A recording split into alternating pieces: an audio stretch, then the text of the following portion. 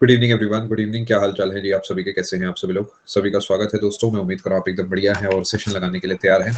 सर्दी जो है काफ़ी ज़्यादा हो रही है, उस चक्कर में जो है समझदारी दिखाते हुए मैंने कैप पहन ली है। आप भी अपना ध्यान रखिए, क्योंकि तबीयत ठीक रहेगी तभी जो है चीज़ें सही से आगे स्मूथली जो है चल पाएंगी। चलिए शुरू करते हैं जी कहानी। ये इस साल की आपकी पहली क्लास होने वाली है प्लस पे, जो मेरे द्वारा आपको यहाँ पर दी जा रही है।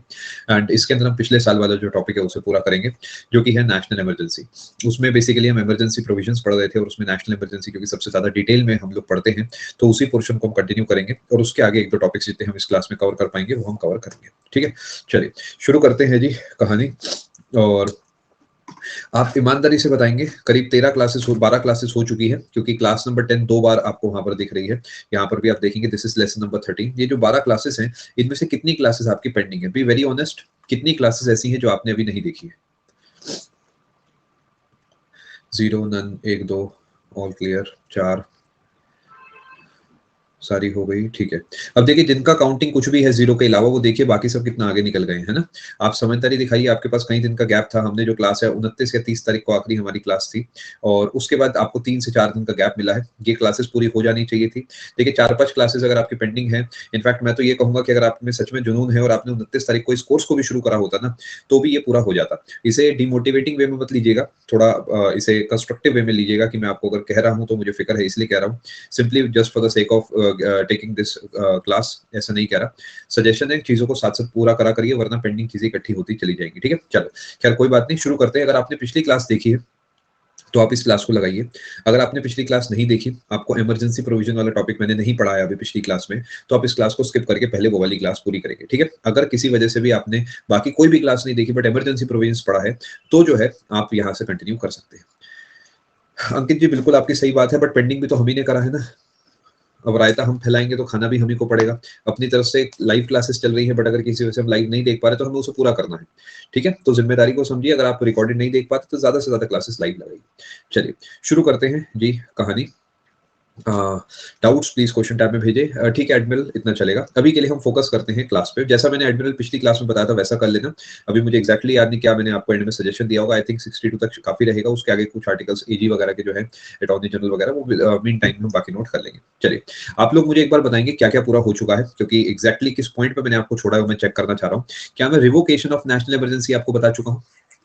अच्छा, आर्टिकल 359 हो चुका है, बहुत बढ़िया। क्या ये मैं आपको बता चुका हूँ कि revocation is very easy as compare to अपना जो है एप्लीकेशन ऑफ नेशनल इमरजेंसी? ठीक है, क्या मैंने आपको ये बता दिया आर्टिकल 359 कोई भी फंडामेंटल राइट को सस्पेंड नहीं करता। It simply takes away the right to go to court. हम कोर्ट नहीं जा सकते, बट एज सच उसके अंदर ये नहीं लिखा कि ये राइट जो है सस्पेंड हो जाएगी। क्या आर्टिकल 20-21 जो है कुछ भी हो जाए सस्पेंड नहीं हो सकता? ये बात आपके नोट्स में लिखी है। ये तो बहुत अच्छी बात है। इसका मतलब हमारा जो है नेशनल इमरजेंसी पूरा हो चुका है। आप अगली हेडिंग डाल सकते हैं, वो है प्रेसिडेंट्स रूल। प्रेसिडेंट्स रूल यानी राष्ट्रपति शासन। ठीक है, नहीं हर्षिता, आर्टिकल 32 बेसिक स्ट्रक्चर है और वो आपका अमेंड वगैरह नहीं हो सकता। बाकी आर्टिकल 359 में ऐसा कोई सिंगल आर्टिकल का नंबर ऐसे नहीं दे रखा कि ये लगेगा तो ये हटेगा, ऐसा नहीं है। ठीक है, president rule. Harshita actually data ये है कि 359 के अंदर ये नहीं लिखा कि आप जो है देखिए समझिए 359 जो आर्टिकल है, आपने सबसे पहले बताइए कि आपने 358 पढ़ा। 358 में लिखा है कि 358 लगा तो 19 क्या? 358 359 में जो मेन डिफरेंस है वो ये है कि आप 359 के अंदर कोई अलग से आर्टिकल संख्या जो है वहां पर आपको नहीं दे रखी है। ठीक है, बाकी अभी भी डाउट क्लियर नहीं हुआ तो मैं एंड में डिटेल में आपको एक्सप्लेन करूंगा, अभी क्वेश्चन टैब में भेज दीजिए। चलिए चलते हैं जी आगे। प्रेसिडेंट्स रूल, राष्ट्रपति शासन। इसके और कई सारे नाम है, जैसे कि स्टेट इमरजेंसी और कॉन्स्टिट्यूशनल इमरजेंसी। ये आपका आर्टिकल नंबर 356 के अंदर लिखी हुई है। 356 के अंदर ध्यान रखेंगे, और ये 2 वजह से लगाई जा सकती है, 2 ग्राउंड्स। पहला, if president feels that state cannot function on its own। समझाऊंगा, चिंता मत करो, पहले लिख देता हूं। दूसरा, when the state does not cooperate with center as per laws। समझाऊंगा, चिंता बिल्कुल नहीं करनी, पहले आप इसे नोट करिए।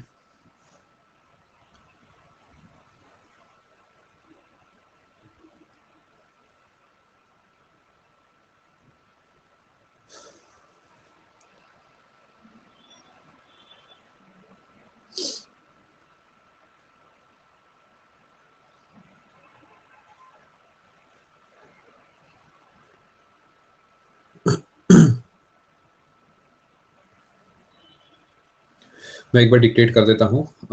If president feels that state can not function on its own, और अगले नंबर पे लिखा गया है when the state does not cooperate with centre as per loss.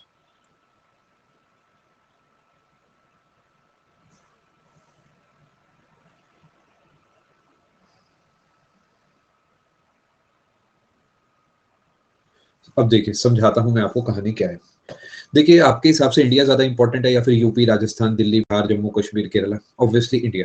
तो कुछ भी हो जाए, भारत नहीं रुकना चाहिए, ये है कॉन्सेप्ट। यानी चाह कर भी कोई स्टेट इस कंट्री को ना रोक सके। यहाँ पर जो स्टेट है उसका मतलब है a state, any state. For example Mizoram, Nagaland, UP, Bihar, Rajasthan, ये सब, ठीक है। अगर प्रेसिडेंट को फील होता है कि कोई राज्य अपने दम पे काम नहीं कर सकता, देखिए होता क्या है कि अगर एक राज्य फेल करेगा तो उससे इंपैक्ट पूरे देश पे आता है। मान लेते हैं यूपी फेल करने लगता है, यूपी के अंदर बहुत ज्यादा दंगे फसाद हो चुके हैं या फिर लॉ एंड ऑर्डर पूरे तरीके खत्म हो चुका है, तो उस केस में अगर ऐसा यहाँ पर होगा तो बाकी राज्यों पे भी इंपैक्ट पड़ेगा। तो प्रेसिडेंट यहाँ पर चाहे तो यहाँ की जो सरकार है उसे हटाकर अपने कंट्रोल में पूरे के पूरे राज्य को ले सकते हैं। दूसरे नंबर पे है when the state does not cooperate with centre as per laws. अब ये सेकंड पॉइंट इंपॉर्टेंट है। अब ऐसे तो बहुत बार हो सकता है कि स्टेट सेंटर की बात को ना माने, काफी नॉर्मल बात है भाई, हो सकता है सेंटर कोई ऐसी पॉलिसी लाए जो स्टेट गवर्नमेंट को पसंद ना आए, इट्स ओके, कोई दिक्कत की बात नहीं है। फॉर एग्जांपल केंद्र में गवर्नमेंट ए है लेकिन जो स्टेट है उसमें गवर्नमेंट बी है। मान लेते हैं केंद्र में है बीजेपी और वहां पे है कांग्रेस, तो बहुत बार ऐसा होगा कि वो आपस में जान के कोऑपरेट नहीं करेंगे simply because they are kind of rivals. But अगर चीजें एज पर लॉ है then the state has to cooperate.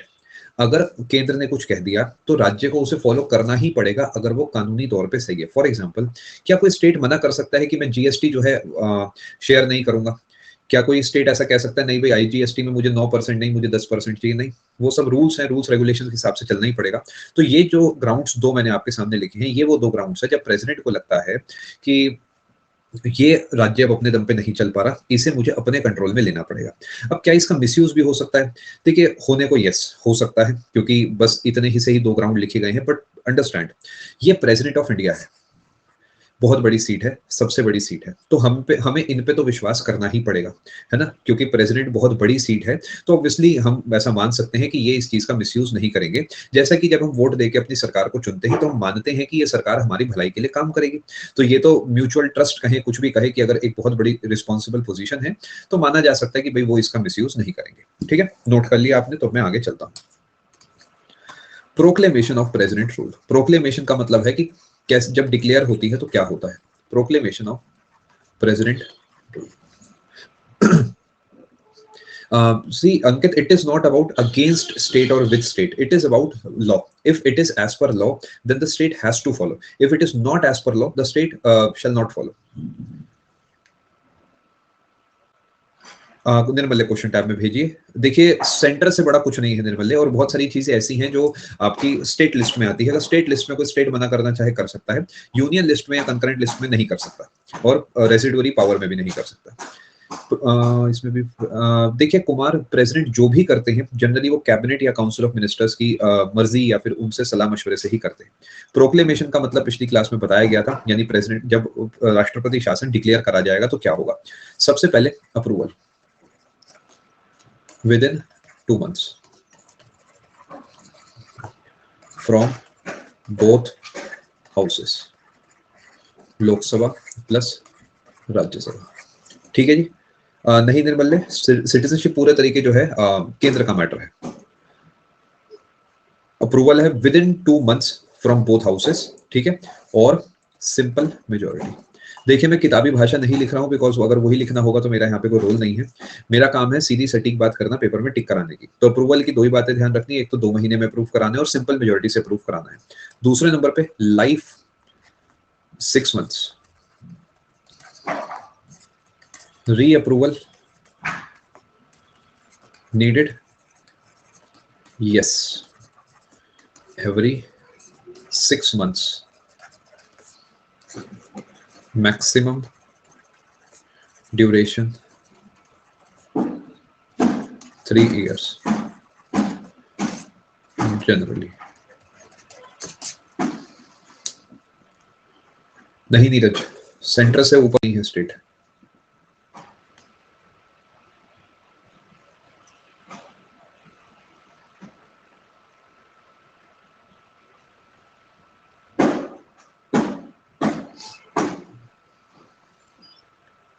Kumar ji मुझे एग्जैक्टली नहीं याद, देखिए उसकी 10वीं क्लास में क्या कराया गया था, थोड़ा सा आपको जो है दोनों कोर्सेज को एक साथ लेके चलना पड़ेगा। आप अंदाजा लगा लीजिए वहां पर कहाँ तक हो गया है, उसके आगे आप यहाँ से कंटिन्यू कर सकते हैं।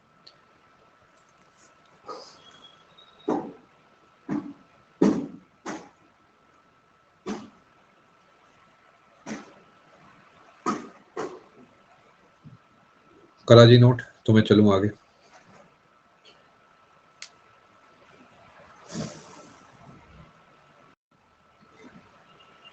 अच्छा, क्या पिछली क्लास में मैंने आपको 3 टाइम जब नेशनल इमरजेंसी डिक्लेयर हुई थी वो लिखवा दिया था? 62, 71, 75, एक बार प्लीज नोट चेक करिए अपने। हाँ लिखवा दिया था ना, ठीक है चलिए।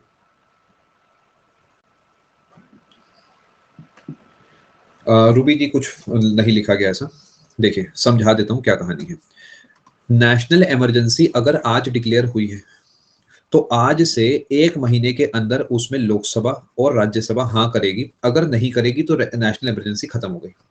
और ये जो हामी भरी जाएगी ये कैसे भरी जाएगी, आपके नोट्स में लिखा हुआ है, स्पेशल मेजोरिटी से करी जाएगी। एक बार जब उन्होंने हामी भर दी तो 6 महीने के लिए चलती रहेगी, और उसके बाद 6 महीने पूरा होने से पहले पहले फिर से अप्रूवल दिलाना पड़ेगा। अभी नेशनल इमरजेंसी नेहा पढ़ा रहा हूँ, अभी कंपेयर करूंगा प्रेसिडेंट रूल से। अगर आप दोस्तों इसे कंपेयर करते हैं प्रेसिडेंट रूल से, तो यहाँ पर इसे अप्रूव जो कराना है वो 2 महीने के अंदर कराना है।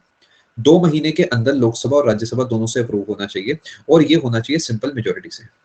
आपस में बातें मत करिए, ठीक है। और इसके बाद अगर ये चलती रहेगी तो ये भी 6 महीने के बाद रुक जाएगी, क्योंकि इसे री अप्रूवल नहीं मिला। अगर री अप्रूवल मिलता रहेगा तो 6 6 महीने के लिए आगे बढ़ती रहेगी। ये मैंने आपके लिए यहाँ पर पूरी बात लिखी है। देखिए नेशनल इमरजेंसी का मतलब देश संकट में है, तो उसकी अपर लिमिट फिक्स करना गलत है, क्योंकि मान लेते हैं कि 5 साल होने वाले हैं और पौने 5वें साल में अचानक कोई नया हमला हो गया, तो वो एक प्रॉब्लमैटिक सिचुएशन है। बट प्रेसिडेंट रूल की लिमिट इसलिए तय करी जाती है जिससे कि इसका मिसयूज ना कर सके कोई भी, including the president of India. President rule लगाने का जो पर्पस है वो है आर्टिकल 355 के अंदर लिखा हुआ। अभी समझाता हूँ क्या है।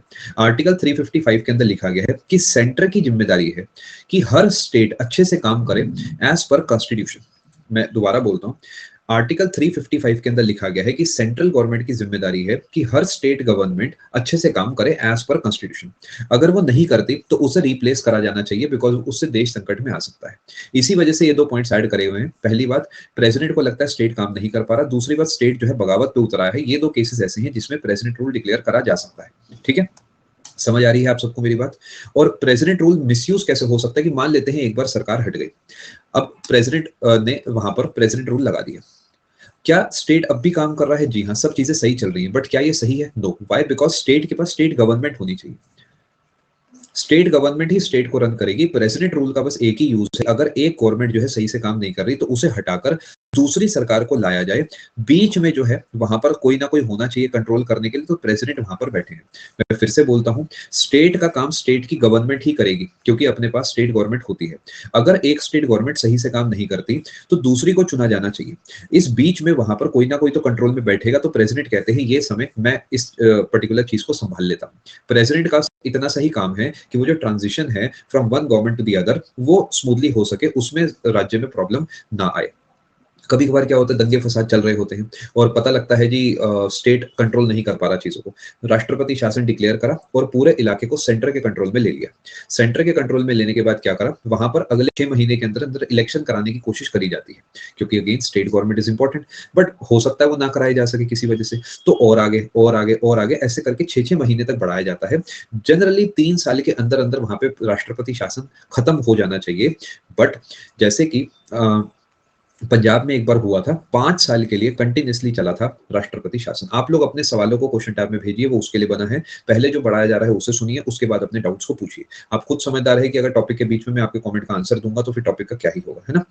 प्रैक्टिकली 5 साल तक मैक्सिमम लग चुकी है पंजाब में, ये सब अभी नोट्स में लिखवा दूंगा। इसके एक्सटेंशन के लिए भी अलग से अमेंडमेंट करा गया था, 60th अमेंडमेंट था 1991 का, सब नोट्स में लिखवा दूंगा, ठीक है। क्या थोड़ी थोड़ी बात आप समझ पा रहे हो? कंडीशन ये है कि वो आगे की तरफ बढ़ने के लिए उसे जो है बार बार जो है अप्रूवल दिलाना ही पड़ेगा। आगे बढ़ते हैं। अब इसके नीचे आप अपने नोट्स में ऐड करेंगे। देखिए डाउट्स पूछने का तरीका आपको समझना होगा। Question tab is for your doubts, वहां पर भेजिए। अगर टॉपिक के बीच में डाउट्स पूछेंगे तो आपका नुकसान हो जाएगा, वो मैं होने नहीं दूंगा। आप चाहेंगे तो भी नहीं होने दूंगा, इसलिए टोक देता हूं। आगे चलते हैं। मैंने अभी तक आपको जो है अप्रूवल पढ़ा दिया, लाइफ पढ़ा दी, अब डेटा इसमें ऐड करते हैं। लिखिए, practically maximum duration for which president rule, PR लिखा शॉर्ट में, has been declared, ग्रामर थोड़ी बिगड़ गई, काम चला लेना, कोई बात नहीं, ऐसे लिख सकते थे president rule had been declared for the maximum duration, ऐसा करके, खैर कोई बात नहीं, 5 साल, कहां पर, पंजाब में, ध्यान रखेंगे। और इसे एक्सटेंड करा गया था 3 साल के बाद आगे बढ़ाने के लिए, याद रखेंगे, amendment associated with this 68th amendment act of 1991, PR first time declared in Punjab in 1951। आप इसे नोट करिए, मैं पेज को रिफ्रेश कर रहा हूं, मेरे पार्ट पे थोड़ा सा कर्सर का इशू आ रहा है, आप सेशन में बने रहिए। एक बार कंफर्म करेंगे वॉइस क्लियर है। मेरे पार्ट पे थोड़ा सा इशू, आई थिंक साइट में थोड़ा इशू होगा, उस चक्कर में ज्यादा टाइम लग गया, अभी भी थोड़ा सा इशू आ रहा है, कोई बात नहीं, खैर काम चलाते हैं। यहाँ तक की सारी बातें आप समझ पाए हैं जो अभी तक आपको पढ़ाया गया है। आदित्य बिल्कुल सही आपने सवाल पूछा कि जब मैक्सिमम 3 साल है तो 5 साल कहाँ से आगे। देखिए, जब सरकार जो चाहे कर सकती है, पहली बात यह है, जब सरकार चाहे जो चाहे वो हो सकता है, होना भी चाहिए, क्योंकि हमने उन्हें पूरी पावर दी है अपना वोट देके। तो कानूनी तौर पे 3 साल है, बट जब 3 साल के बाद भी सिचुएशन कंट्रोल में नहीं थी तो उन्होंने एक प्रॉपर अमेंडमेंट जो है करके उसे आगे बढ़ाया था, इसलिए वो अमेंडमेंट मैंने वहां पे लिख दिया है। अभी तक मैंने जो आपको पढ़ाया है वो ये है कि मैक्सिमम ड्यूरेशन जो है 5 साल हुई है प्रैक्टिकली पंजाब में, और पहली बार जो लगा था वो लगा था पंजाब के अंदर ही 1951 में। ठीक है दोस्तों, आगे चलते हैं, कुछ और इंपॉर्टेंट बातें आपको मैं समझाना चाहता हूँ। पंजाब में जो है काफी ज्यादा दंगे हो गए थे सागर उस समय, उस चक्कर में इसे आगे बढ़ाना पड़ा था। ये सब चीजें मैं हटा रहा हूँ यहाँ से, इसका कोई काम नहीं है। देखिए, कुछ पॉइंट्स ऐड करे गए हैं 44th अमेंडमेंट एक्ट ऑफ 1978 के तहत, added by 44th amendment act of 1978। सबसे पहले बेसिकली ये है कंडीशंस फॉर एक्सटेंडिंग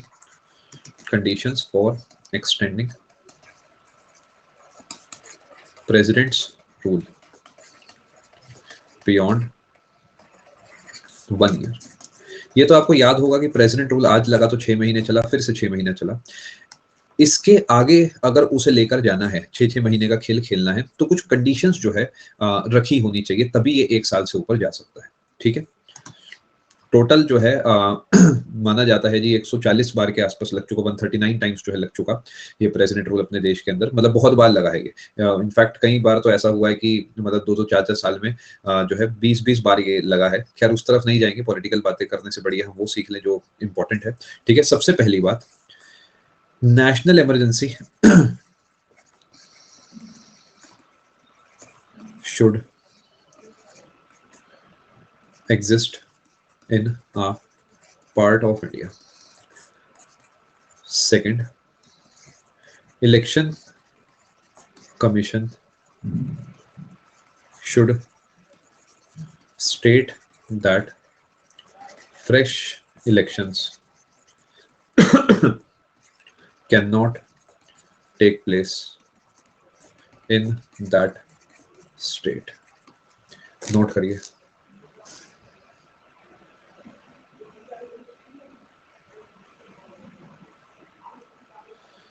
आप समझ रहे हैं, पहला पॉइंट बहुत बड़ा पॉइंट है। जी हाँ, हो सकता है, खत्म तो कभी भी कर सकते हैं। आगे बढ़ाने के लिए 2 बार आपने एक्सटेंड कर लिया, और उसके बाद आगे बढ़ाने के लिए पहला पॉइंट अपने आप में बहुत ज्यादा इंपॉर्टेंट है कि पूरे देश में कहीं ना कहीं नेशनल इमरजेंसी लगी होनी चाहिए, अदरवाइज 1 साल के अंदर इसे खत्म करिए। दूसरा पॉइंट है, इलेक्शन कमीशन लिखित में बोले कि उस राज्य में इलेक्शन नहीं हो सकते। इससे सवाल कैसे आएंगे? मैं सबसे पहले वो पूछेगा कि कौन से अमेंडमेंट ने ये वाला पॉइंट दिया, कोई भी एक पॉइंट लिख देगा। दूसरा, नेशनल इमरजेंसी प्रेसिडेंट रूल अगर डिक्लेयर होता तो कितने महीने के अंदर उसका अप्रूवल चाहिए। यानी जो लाइंस लिखी गई है, इनमें से डायरेक्ट सवाल आपके पेपर में आएंगे।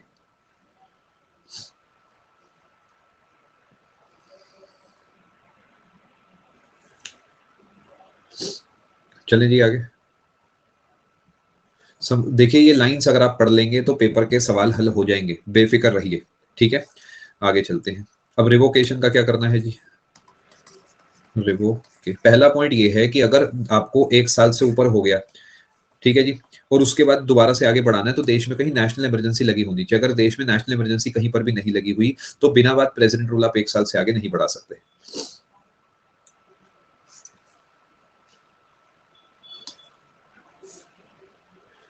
रणविजय रिफ्रेश करिए। रिवोकेशन किसके द्वारा होगा जी? By president. No parliamentary approval needed. एक काम करिए, अभी नोट्स बनाइए, पूरा टॉपिक करके रिवाइज करा दूंगा।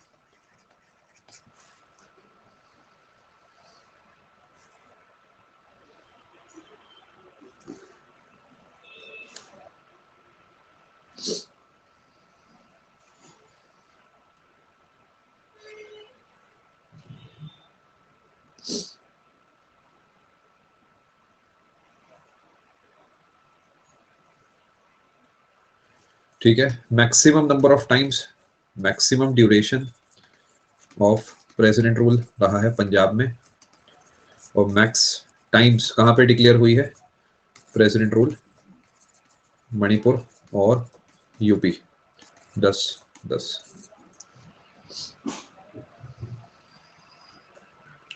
नहीं लगी थी, डेफिनेट बात चल रही थी, नहीं लगी थी।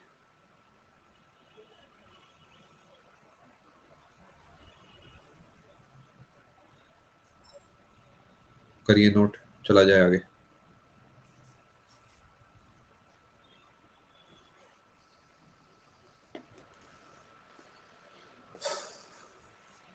अब आ जाते हैं जी तीसरी टाइप के। मैं एक काम करूंगा, तीनों इमरजेंसीज को पढ़ा के उसका निचोड़ आपको स्क्रीन पर रिवाइज करा दूंगा, ठीक है? तीसरे टाइप की इमरजेंसी है फाइनेंशियल इमरजेंसी। इसके बारे में ज्यादा अपने को नहीं पढ़ना है क्योंकि आज तक डिक्लेयर नहीं हुई।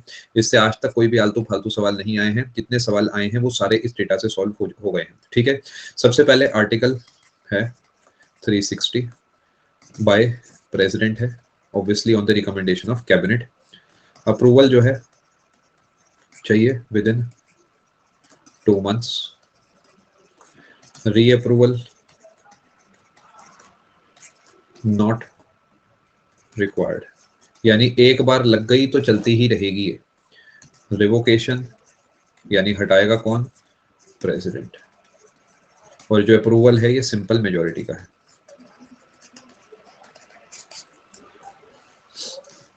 नोट करिए।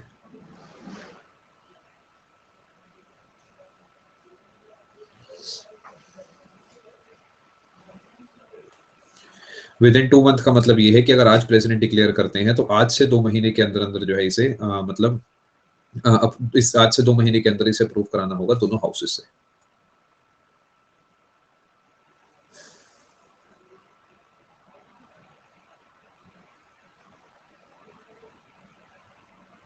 कोई भी अपर लिमिट नहीं है। ये लैंग्वेज हार्ड लग रही है, विश्वास मानिए मेरा, ये इजीएस्ट है जो ये बन सकता है। आप एक बार इसे एक्ट से पढ़ के देखेंगे तो आप समझेंगे। मैंने एक्ट का निचोड़ आपकी स्क्रीन पे रखा है। फाइनेंशियल इमरजेंसी है, आर्टिकल कौन सा कौन लगाएगा कौन हटाएगा, रीअप्रूव का क्या है और अप्रूवल का क्या है। मतलब निचोड़ है। देखिए जो शब्द है ना हितेश, जैसे रिवोकेशन है या प्रोक्लेमेशन है, ये शब्द सीखने जरूरी है। देखिए मैं आप लोगों में कल के ऑफिसर्स देखता हूँ, हो सकता है आप में से कोई डब्ल्यू बन जाए, कोई इंस्पेक्टर बन जाए, कोई सीएसएस में एएसओ बन जाए, है ना, कोई टीए बन जाए, कोई कुछ बन जाए, तो वहां पर आपको एक्ट्स पढ़ने होंगे। अगर आप मान लेते हैं डब्ल्यू बनते हैं तो आपको वहां पर क्या होगा, बहुत सारे rules regulations, treasury bills, this that, दुनिया भर का पढ़ना होगा। जो आपका काम है ना वो यही है, ऐसा मान के चलिए। एएसओ के अंदर भी आपको बहुत सारे डॉक्यूमेंट्स पढ़ने होते हैं। कल को आप एएसओ से एसओ बनेंगे तो आपको बहुत बार तो जो है मतलब मंत्रियों के बहुत क्लोज रहना पड़ेगा, क्योंकि जो सेक्रेटरी लेवल के लोग होते हैं उनका उन्हें डेटा आप ही प्रोवाइड करेंगे। जो आईएएस हैं उस तरीके के लोग हैं, उनका काम नहीं है डेटा बनाना, आपका काम है डेटा बनाना और उन्हें प्रोवाइड करना। तो ये शब्द आपको आएंगे तभी तो जो है आप चीजों को समझ पाएंगे। तो पढ़ना तो पड़ेगा, मजा भी बहुत आता है, बट ये है कि एक्सेप्टिंग नेचर होना चाहिए इंसान का। कमलेश जी, फाइनेंशियल इमरजेंसी लगाने का पर्पस तभी होगा जब देश संकट में आ जाएगा पैसों के हिसाब से, जैसा अभी तक नहीं हुआ, ना ही कभी हुआ। अच्छा है, तो इस वजह से इसके बारे में ज्यादा डिटेल किसी को पता भी नहीं कि क्या होगा क्या नहीं होगा। इसका आपके फंडामेंटल राइट से कोई कनेक्शन नहीं है। As per president rule Kamlesh कोई इंपैक्ट नहीं आएगा। मे बी उसके साथ कुछ अलग से प्रोविजंस लग जाए तो हो जाए, बट अगर किसी राज्य में सरकार को हटके राष्ट्रपति शासन आता है तो आम जनता से उसका कोई खास कनेक्शन नहीं है, ठीक है? दीपा जी इसे क्वेश्चन टैब में भेजिए, मैं एंड में डिस्कस कर लूंगा आपके साथ, ठीक है?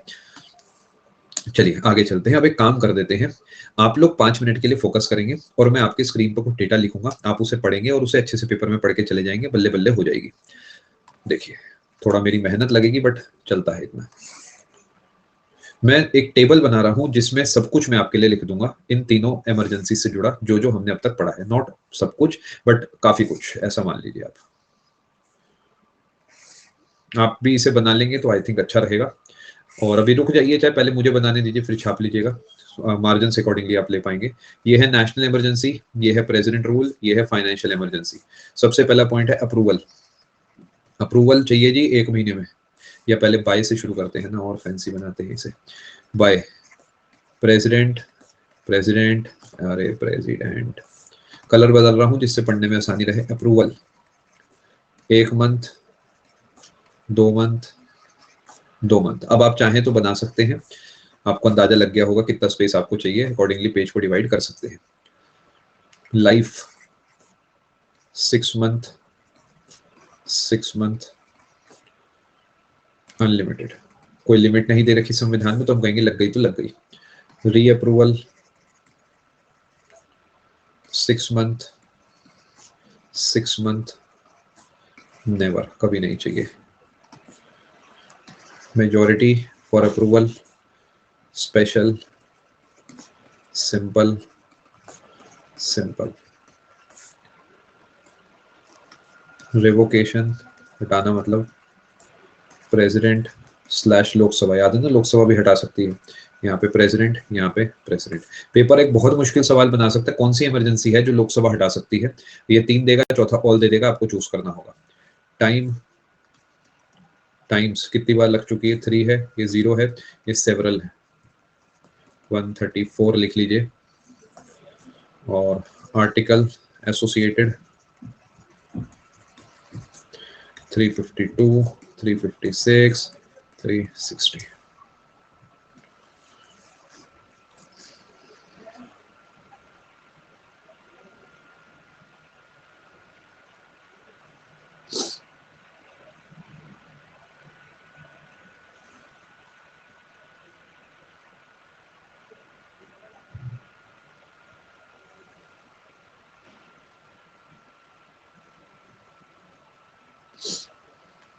बस हो गया जी, इतना ही है।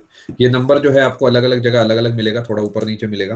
वैसे जनरली 134 ही नंबर रहता है, कई जगह आपको थोड़ा कम ज्यादा मिल जाएगा, बिकॉज वो समय के साथ कुछ जगह अपडेट हुआ है, कुछ जगह नहीं हुआ है।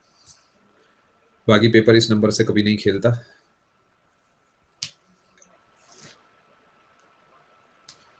नोट करिए जी, फिर चलते हैं आगे। ये मैंने आपको जो है पढ़ाया है किसके बारे में, द प्रेसिडेंट ऑफ इंडिया के बारे में, जो जो मुझे लगता है इंपॉर्टेंट है वो सब आपको पढ़ाया गया है। अब मैं चल रहा हूँ आगे, सेकंड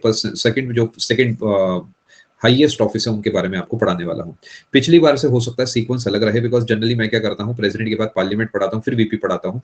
इस बार मैं प्रेसिडेंट के बाद वीपी पढ़ा रहा हूँ, इट हार्डली मैटर्स, ठीक है। सिर्फ इसलिए बता रहा हूँ जिससे कि अगर आपने नोट्स पुराने बना रखे हैं तो वीपी वाला पेज आप अपना खोल सकते हैं।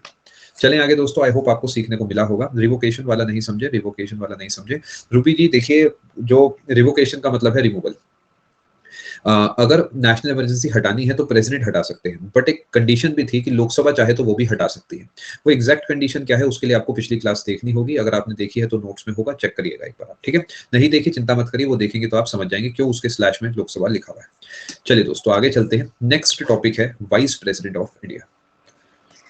Vice president of India. एक चीज मैं आपको बताना चाहूंगा, सीखना बहुत जरूरी है, बट सबसे इंपॉर्टेंट है पेपर निकालना। तो कहीं जगह हो सकता है आपको लगे कि आपको और सीखने की जो है उम्मीदें हैं, और सीखने का मन है, इट इज वेरी गुड, बहुत अच्छी बात है।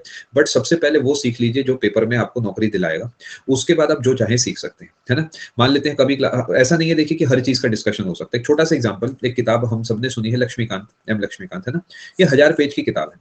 क्या इसका कोई भी लाइन ऐसी है जो इंपॉर्टेंट नहीं है? नो, सब कुछ इंपॉर्टेंट है। तो आपको लगता है कि पूरी किताब कोई कवर करा सकता है, आपको यहाँ पर नहीं करा सकता, तो कुछ ना कुछ तो स्किप करना पड़ेगा। अगेन वो जो स्किप करा है वो भी इंपॉर्टेंट होगा किसी एग्जाम के लिए, बट हमारे एग्जाम के लिए नहीं, इस वजह से उसे स्किप करा जा रहा है। तो मेरा काम यहाँ पर बैठ के ये नहीं कि जो मुझे आता है सब बता दूं, जो आप जानना चाहते हैं सब बता दूं, नहीं। मेरा काम है गिने चुने टाइम में, गिने चुने एफर्ट में आपको मैक्सिमम मार्क्स दिलाना, तो उस हिसाब से आपको पढ़ाया जा रहा है। देखिए, वाइस प्रेसिडेंट ऑफ इंडिया, उपराष्ट्रपति जो है, this is the second highest office in the country.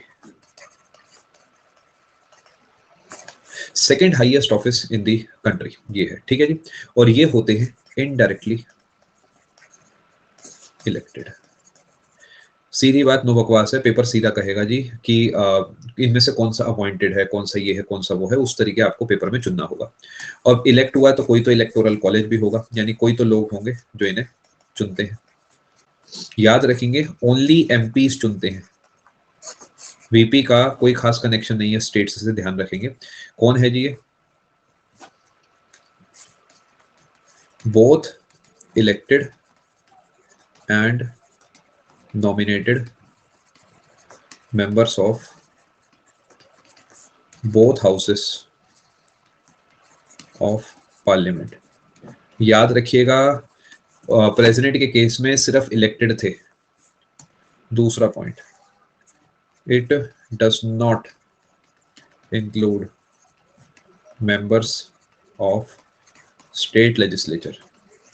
याद रखेंगे प्रेसिडेंट के केस में इलेक्टेड वाले थे। आप इसे नोट करिए, मैं आपसे आधे मिनट में मुलाकात करता हूं, नोट करिए।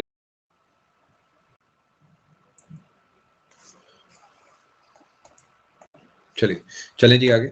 एक्चुअली मैं वीपी की जो साइट है वहां गया था क्लास से पहले, तो वो चल नहीं रही थी स्मूथली। अभी मैंने कहा एक बार और ट्राई करके आपको स्क्रीन पर वीपी से जुड़ा ये वाला पॉइंट मैं रीड कराना चाह रहा था, बट अभी भी वो साइट बहुत स्मूथली नहीं चल रही है, तो वो डेटा में भी नहीं लेके आ पाए। इट्स ओके, कोई दिक्कत की बात नहीं है। यही वाला पॉइंट जो है मैं आपको एक बार दोबारा दिखाना चाह रहा था। कई बार मैं स्पेशल क्लासेस में भी वो स्क्रीनशॉट दिखा चुका हूँ, बट उसमें क्या है, वो पुराना डेटा था। अब जो है हमारे वीपी चेंज हो चुके हैं, तो सोचा फ्रेश दिखा देता हूँ। इट्स ओके, आप इसे याद करिए और आगे बढ़िए, ठीक है। ये सारे पॉइंट आप समझ पा रहे हैं, यानी वीपी जो है वो सिर्फ पार्लियामेंट से एसोसिएटेड पर्सनैलिटी हो गई, इलेक्टेड नॉमिनेटेड सब काउंट होंगे, बिकॉज इनके केस में नॉमिनेटेड मेंबर्स जो हैं वो भी अपने बढ़िया से काम करेंगे, क्योंकि नॉमिनेशन कौन करते हैं? प्रेसिडेंट ऑफ इंडिया, तो उनका वीपी से वैसे भी कोई खास कनेक्शन नहीं होना चाहिए। चलिए आगे चलते हैं। कोई भी डिस्प्यूट्स होते हैं इलेक्शन से जुड़े, डिस्प्यूट्स रिलेटिंग टू या रिलेटेड टू इलेक्शन, कौन सॉल्व करता है जी? Supreme court. उन्हीं को तो पता है क्या सही है क्या गलत है, हमें क्या पता। अब क्या क्या क्वालिफिकेशन चाहिए वीपी बनने के लिए? देखें, आप बन सकते हैं या फिर नहीं बन सकते। सबसे पहली तो आप क्लियर कर ही लेंगे, सिटीजन हैं आप, ठीक है। दूसरी बात, एज आपकी जो है 35 साल होनी ही चाहिए, ये आप नहीं बन सकते। तीसरे नंबर पे क्वालिफाइड होना चाहिए person for election as a member of Rajya Sabha. और चौथे नंबर पे he should not hold an office of profit. Office of profit क्या है ऑलरेडी बताया जा चुका है पिछली क्लासेस में, वहां से चेक करिएगा।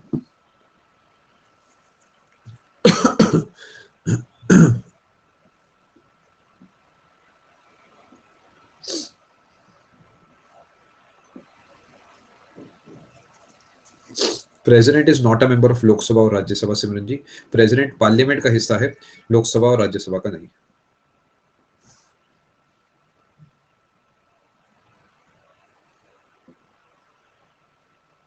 चलें जी आगे। मैं बहुत ही शॉर्ट में सीधी सटीक बात लिख रहा हूँ, घुमा नहीं रहा हूँ चीजों को, क्योंकि मेरा काम ही ये है। ठीक है ठीक है, रुकिए, रुक गया हूँ, नोट करिए।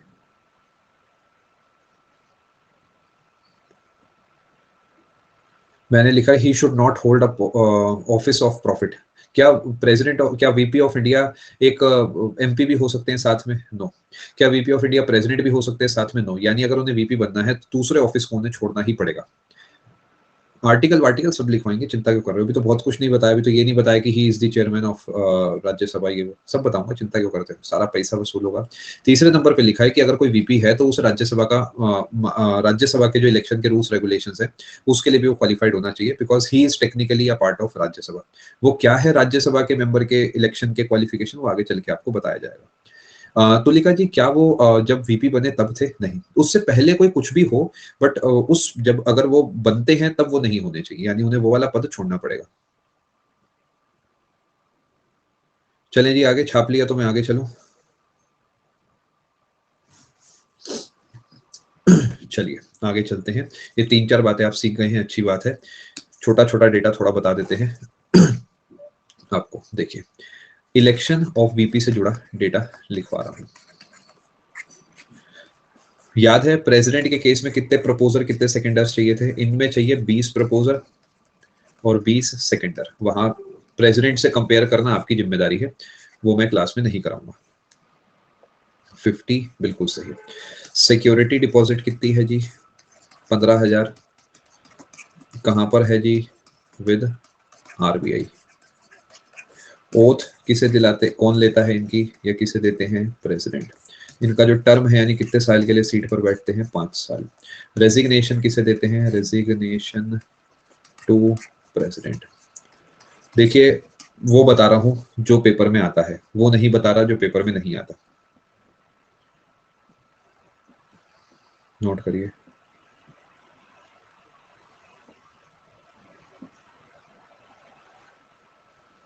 इनके इलेक्शन में भी वही होता है, सिंगल वो याद है ना आपको? लिख देता हूं, सिंगल ट्रांसफरेबल वोट, वही जो पूरी कहानी है। मैनर ऑफ इलेक्शन सिमिलर है, और साथ में वो अपना प्रोपोर्शनल ऑफ रिप्रेजेंटेशन, वो प्रोपोर्शनल रिप्रेजेंटेशन वाली बात, सिस्टम ऑफ प्रोपोर्शनल रिप्रेजेंटेशन, वो सारी बातें सेम है। इलेक्शन का मैनर सिमिलर है, बस नंबर्स में फर्क है कि वहां पर कॉलेज में कौन था, यहाँ पर कौन नहीं है, वहां पर 50 था, यहाँ पर 20 है।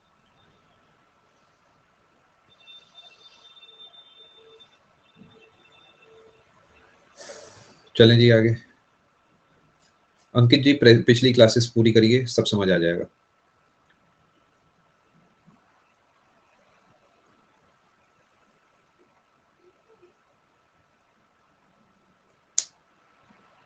जी हाँ, ये सब अमृता पिछली क्लासेस में लिखा हुआ है, एक बार आप चेक करिएगा।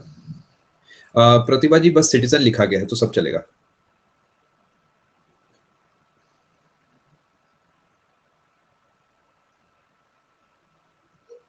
चलें आगे। यस ऑफिशियल सब मैक्सिमम ही चलता है, बिकॉज मिनिमम का तो कभी भी हट सकते हैं जब सिचुएशन क्रिएट हो जाए। अब वो सिचुएशन क्या क्रिएट हो रही है वो अगले पेज पे बताते हैं। चलिए जी, रिमूवल इनका क्या है? Removal from seat. Harshita ji पिछली क्लास में पढ़ाया गया है, अगर आपकी आप में से किसी की भी कोई पिछली क्लास मिस हुई है तो ये मत पूछिए, अगर पिछली देखी है फिर भी नहीं समझ आ रहा तो पूछिए। रिमूवल का क्या तरीका है? सबसे पहले निधि जी सेम केस है, सब प्रेसिडेंट और वाइस प्रेसिडेंट का मैनर ऑफ इलेक्शन सिमिलर है, बस ये छोटा सा फर्क है, यहाँ पर 50-50 था, 20-20 है, और वहां पर स्टेट वाले थे, यहाँ पर स्टेट वाले नहीं है। रिमूवल सबसे पहले चाहिए special majority of Rajya Sabha plus simple majority of Lok Sabha.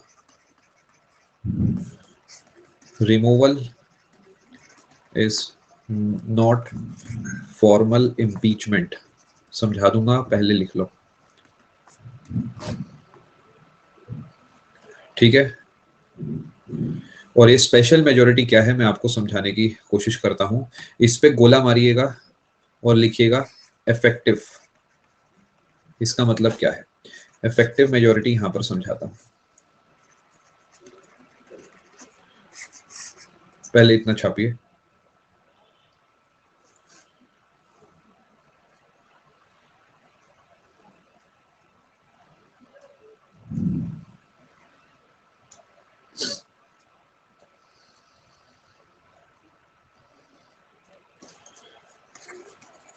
Majority of members of Rajya Sabha.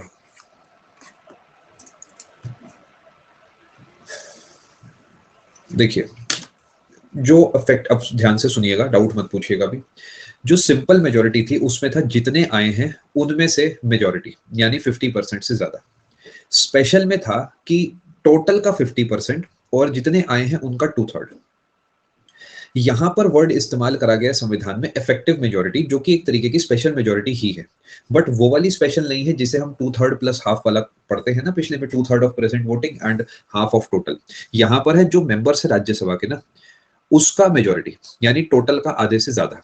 थोड़ा समझ पा रहे सिंपल और इफेक्टिव में क्या फर्क है? सिंपल में जो आए हैं उसका आधे से ज्यादा, यहां पर जो राज्यसभा के मेंबर्स हैं उनका आधे से ज्यादा। दोनों में फिर से फर्क समझिए, सिंपल में होता है जितने आए हैं उनका आधे से ज्यादा, इफेक्टिव में है जो हैं उनका आधे से ज्यादा। इसलिए वहां पर पहले स्पेशल वर्ड लिखा है, फिर गोला मार के इफेक्टिव लिखा है, because effective majority is a kind of special majority, but वो वाली स्पेशल नहीं है जिसे हम 2/3 प्लस हाफ वाला कॉन्सेप्ट पढ़ते हैं। ठीक है, नोट्स बनवा दिए, देखो एंड पे लिखा है ना, इफेक्टिव मेजोरिटी का मतलब majority of members of Rajya Sabha, majority of members of Rajya Sabha. दोबारा सुनिए, देखिए मेरी बात ध्यान से सुनिए, कमेंट सेक्शन को खाली करिए, बात को बिल्कुल ध्यान से सुनिए। एक होती है सिंपल मेजॉरिटी। सिंपल मेजॉरिटी जो है वो कहती है कि जितने आए हैं उनका आधे से ज्यादा। 100 लोग हैं, 50 100 लोग हैं, 50 आए हैं तो 26, क्योंकि 50 का आधे से ज्यादा।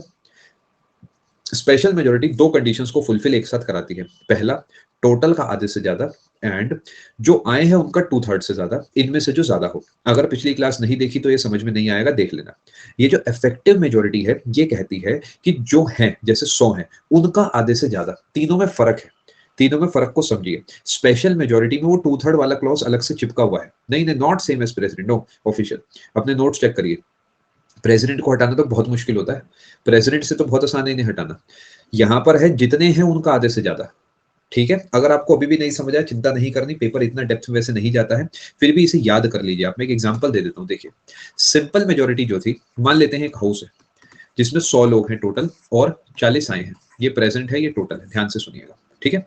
और एक और केस बना देता हूँ, ये 100 है टोटल और 80 जो है प्रेजेंट है। अब इसे इसी बारे में समझ के खत्म करना।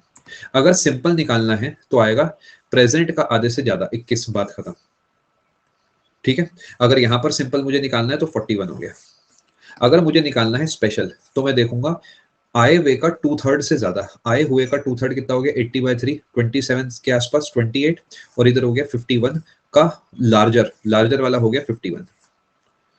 ठीक है, तो 27 हो गया, चलो आधे से ज्यादा चाहिए होता है।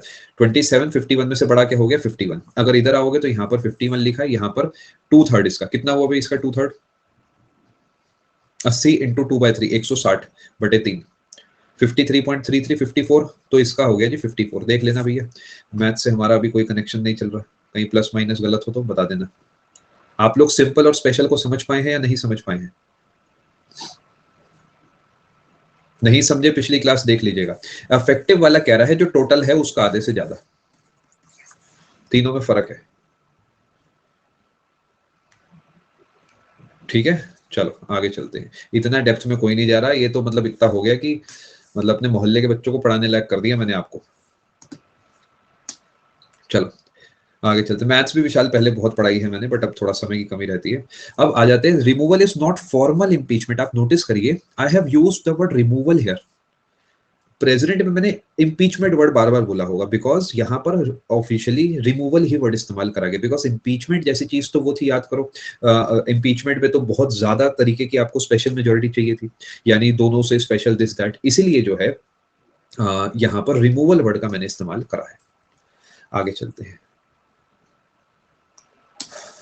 अब द रिमूवल रेजोल्यूशन कि वही इन्हें हटाना है, must be introduced only in Rajya Sabha. President से कंपेयर करना आपकी जिम्मेदारी है, वो मैं हर बात पे नहीं कराऊंगा। समझदार को इशारा काफी है। अगर दो टॉपिक एक साथ चिपका के पढ़ा रहा हूं तो कंपैरिजन आपकी जिम्मेदारी है। Only after providing 14-day advance notice,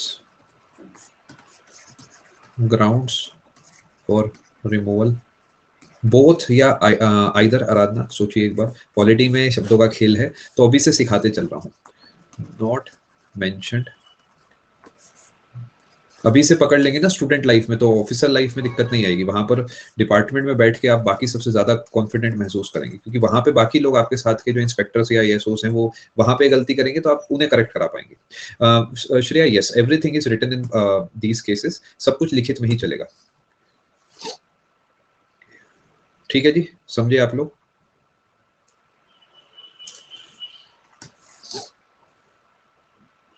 कोई वजह नहीं बतानी, मैं प्रेसिडेंट को हटा रहा हूँ।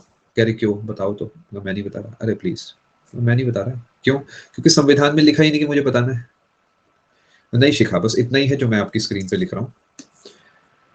री इलेक्शन हो सकता है क्या इनकी सीट का, यानी एलिजिबल फॉर री इलेक्शन, एलिजिबल फॉर री election, yes, any number of times.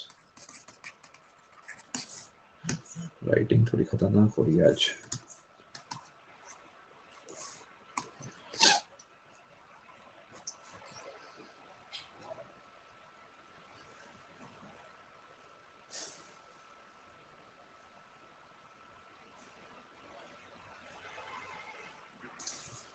Back, ठीक है।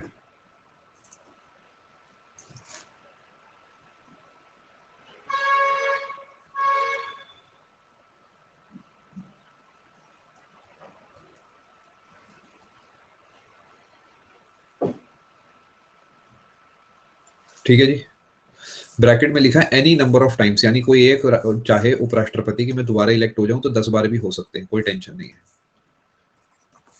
आगे चलते हैं जी। Duties of VP. सबसे पहली बात, he is the ex officio chairman of Rajya Sabha. Harshita, please refer to your notes. If not taken that class, please attend that class. The duties of VP. He is the ex officio chairman of Rajya Sabha. Note करिए, फिर समझाऊंगा। Similar to Speaker of लोक सभा। जैसे speaker होता है लोकसभा में, वैसे चेयरमैन होता है राज्यसभा में, ध्यान रखेंगे आप। दूसरे नंबर पे, he acts ex officio chairman of Rajya Sabha. He is the ex officio chairman of Rajya Sabha. He is the, समझाऊंगा, चिंता मत करो। He acts as the president of India in case a vacancy occurs in the office of president. जो भी reason हो, impeachment हो, resignation हो, death हो, कोई भी वजह हो, फॉर मैक्स 6 months, क्योंकि 6 महीने के अंदर जो है दोबारा इलेक्शन होने ही चाहिए।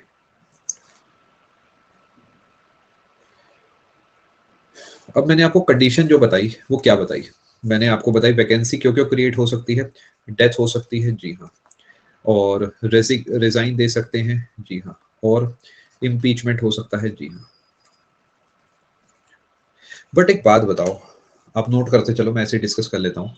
मान लेते हैं राष्ट्रपति जो है बीमार हो गए, तीनों ही केस कवर्ड नहीं है, तो क्या होगा? और वो इतने बीमार हैं कि वो साइन भी नहीं कर पा रहे, तो कामकाज रुक जाएगा। तब क्या ये उस गद्दी को संभाल सकते हैं? What do you think? Answer is a yes. इसीलिए चौथे नंबर पे लिखा गया अदरवाइज। अगर आप संविधान पढ़ोगे ना तो लिखा गया और अदरवाइज, तो संविधान बनाने वाले बड़े स्मार्ट हैं। तो वो अदरवाइज का क्लॉज बहुत इंपॉर्टेंट है कि कभी मान लेते हैं कि किसी वजह से उनकी तबीयत खराब है और कुछ रीजन है कि ना रिजाइन दिया है, ना इम्पीच हुए हैं, ना डेथ हुई है, तो भी ये उस गद्दी को संभाल पाए। ठीक है, नोट करिए, आगे चलते हैं। और भी कईयों के लिए होता है रूबी जी, अभी के लिए हम सिर्फ प्रेसिडेंट को पढ़ेंगे, आगे जाके जजेस वगैरह की भी हम बात करेंगे। ठीक है, आप ये समझ पाए? अब मेरी बात ध्यान से सुनिए। यानी बात कुछ ऐसी है कि अगर ये राज्यसभा है तो इसके चेयरपर्सन है वीपी, मानते हैं ना? अब यहाँ पर सीट थी प्रेसिडेंट की, ये हो गई खाली। अब अगर वीपी यहाँ उठ के आ गए तो क्या ये वाली सीट हो गई खाली? तो क्या अब वीपी को दोनों काम करने होंगे? नहीं। तो वीपी का काम कौन करेगा? डेप्यूटी चेयरमैन ऑफ राज्यसभा ये काम करेंगे। ये आपको मैं यहाँ पर अभी लिखवाने वाला हूँ, ठीक है? ये ऊपर वाला चाहे बनाए चाहे ना बनाए, मैं आपको मुद्दे की बात लिखवा देता हूँ। When VP acts as president, जब वीपी प्रेसिडेंट के तरीके एक्ट करते हैं, okay, when VP acts as president, deputy chairman performs his functions या ड्यूटीज। ज्यादा नहीं घुमा रहा, सीधी सीधी बात लिख रहा हूं।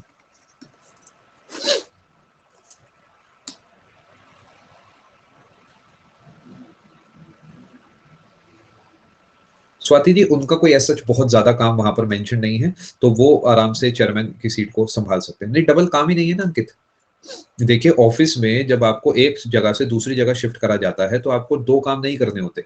जब आप ट्रेनिंग पे भी जाते हैं ना तो आपको अपने पेरेंट ऑफिस से रिलीव करा जाता है, और दूसरी जगह आप ट्रेनिंग पे जब जाते हैं, जब आप ट्रेनिंग से वापस आते हैं तो वहां से रिलीव करा जाता है। यानी एक टाइम पे आप एक ही काम करते हैं तो तनख्वाह भी एक ही मिलती है।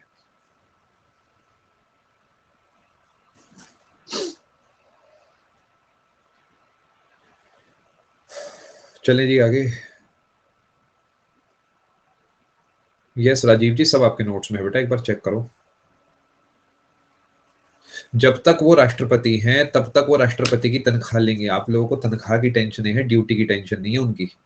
जब तक वो राष्ट्रपति की सीट पर बैठे हैं तब तक उनकी सुख सुविधाएं सब राष्ट्रपति वाली होंगी। ठीक है जी, चलें आगे। यहां तक आप समझ पाए? अब कुछ आपको मैं जो है आर्टिकल्स लिखवाना चाहता हूं, वो थोड़ा समझेंगे। यस कशिश, अगर सिचुएशन ऐसी अराइज होती है तो जी हाँ बिल्कुल। आगे चलते हैं। एक शब्द लिखा है मैंने, इसका मतलब क्या होता है? This ex officio.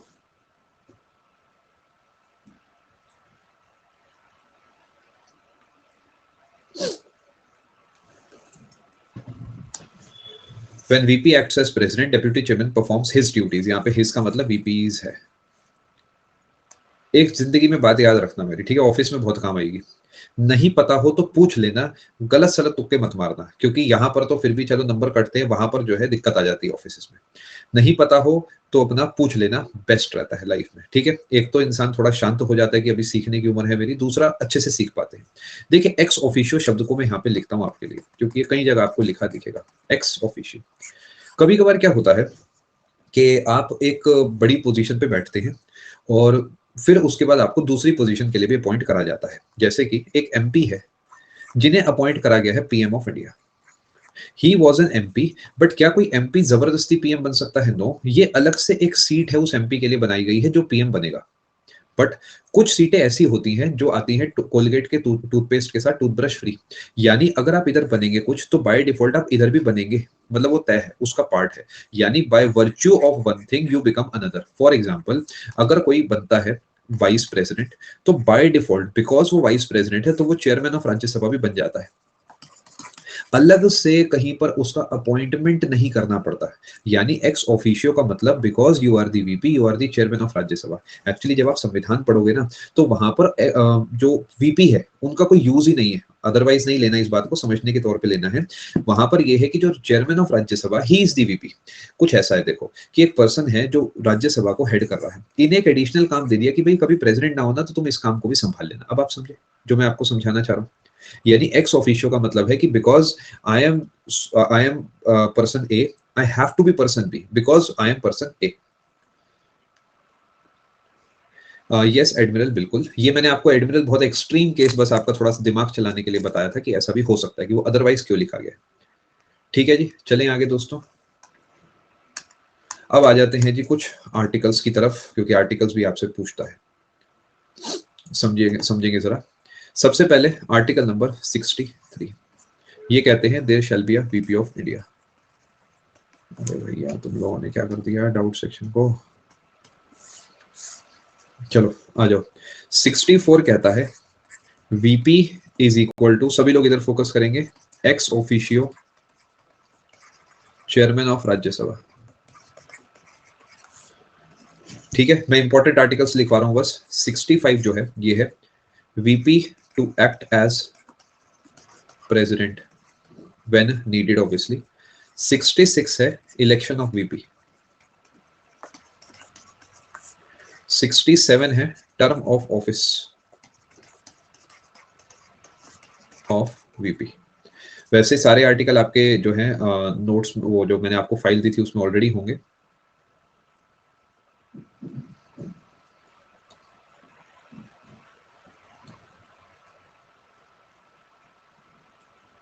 कभी कभार क्या होता है वाइस प्रेसिडेंट की सीट, अभी नए इलेक्शन नहीं हुए हैं और इनका टर्म पूरा हो गया 5 साल का, तो उन्हें कुछ समय के लिए अपनी सीट को एक्सटेंड भी करना पड़ता है। वो आर्टिकल 68 में लिखा है, उस तरफ अपन नहीं जाएंगे। मैंने अभी आपके लिए लिखा term of office of VP 67 में।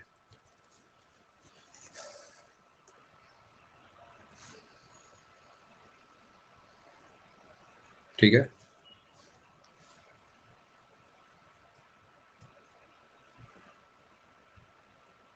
Sixty nine oath by VP. 68 भी लिखवा दूं, रुको, फिर अभी 69 मत लिखना, पहले 68 लिखवा दूंगा।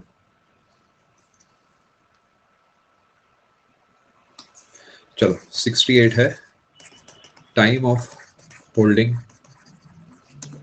इलेक्शन टू फिल वैकेंसी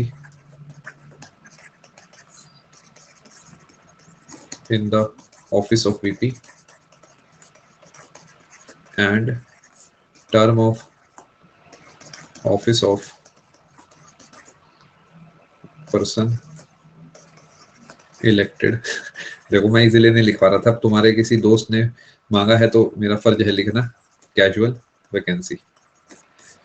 मैंने मुद्दे की बात समझा दी थी, क्या है ये 69 है ओथ बाय वीपी, 70 है discharge of president's function in other contingencies. देखिए सच बात यह है कि हर आर्टिकल कम से कम 2-2, 4-4, 5-5 मिनट समझने की चीज है, ठीक है। आपको वो सब नहीं समझना है, आपको जो मेन मेन आर्टिकल्स है उन्हें याद करते चलना है, जैसे 3, 4, 5, 6, 7, उसके बाद 9, उसके बाद सीधा 11, यानी 69 के बाद 71। आप चाहें तो 68, 70 को छोड़ सकते हैं, चाहें तो संविधान में से इसे डिटेल्स में आप पढ़ भी सकते हैं। 68 नहीं समझ आया जाने दीजिए, कोई टेंशन की बात है, कोई टेंशन की बात नहीं। पिछली बार मैंने इनफैक्ट लिखवाया भी नहीं था, तो ऑफिशियल ने डिमांड करी तो मैंने कहा लिख देता हूँ। 71 कंटिंजेंसी का मतलब होता है कशिश इमरजेंसी। कभी कभार वीपी को इमरजेंसी में प्रेसिडेंट के फंक्शंस निभाने पड़ते हैं, उसकी बात करी गई है आर्टिकल नंबर 70 में। Time of holding election to fill vacancy in the office of VP and term of office of person elected to fill casual vacancy. तो संविधान में पूरा अपलोड तो ऐसे नहीं करूंगा, रुकिए,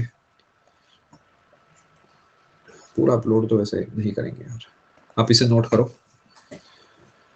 मैं जब तक देखता हूं, अगर फाइल नहीं, फाइल खुद भरी है। आप लोग क्या ये आर्टिकल्स को जो फाइल आपको दी गई है अपडेट सेक्शन में उससे एक बार रीड कर सकते हैं, बिकॉज वो इसीलिए दी गई है कि किसी पर्टिकुलर आर्टिकल के बारे में आपको और ज्यादा सीखना है तो वहां से आप पढ़ सके। बिकॉज जो मुझे लगता है इंपॉर्टेंट है वो मैं क्लास में लिखवाता चलता हूँ। 68 is not that important still because you asked, I wrote it. 70 भी जाने देंगे तो कोई टेंशन नहीं है। 71 थोड़ा सा इंपॉर्टेंट है। मैटर्स रिलेटिंग टू और connected with election of VP, election of VP. अब आप में से कई सारे लोग कहेंगे सर हमें जो है 66, 71 में फर्क नहीं समझ आया, तो मैं कहूंगा जी एक बार 66 और 71 को अपने उस पर्टिकुलर फाइल से पढ़ लेना, समझ में आ जाएगा। क्योंकि यहां पर सिर्फ नंबर पे खेलना है अपने को, बस।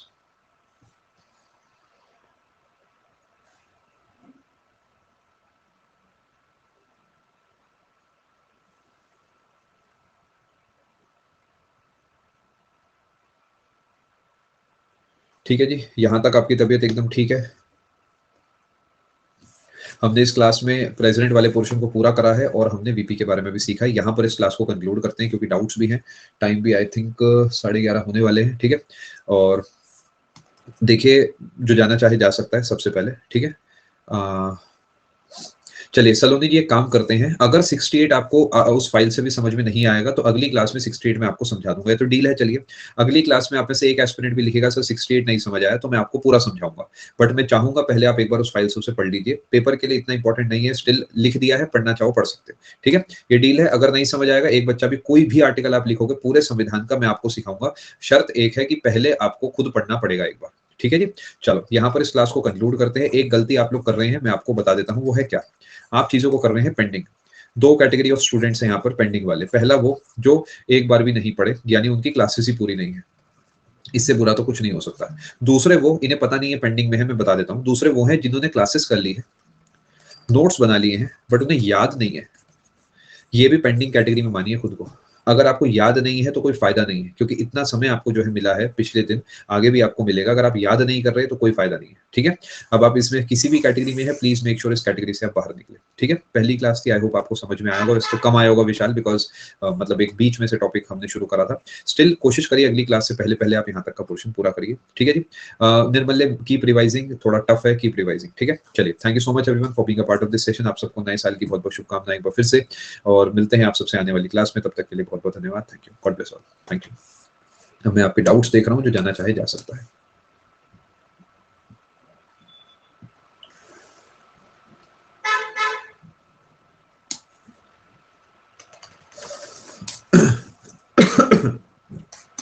निधि जी जान के बड़ी खुशी हुई कि आप इंटरेस्ट ले रहे हैं पढ़ाई में, बहुत अच्छी बात है। एक छोटा सा सजेशन कि बहुत ज्यादा स्ट्रेस नहीं लेना इन चीजों का, मेन फोकस याद करने पे है।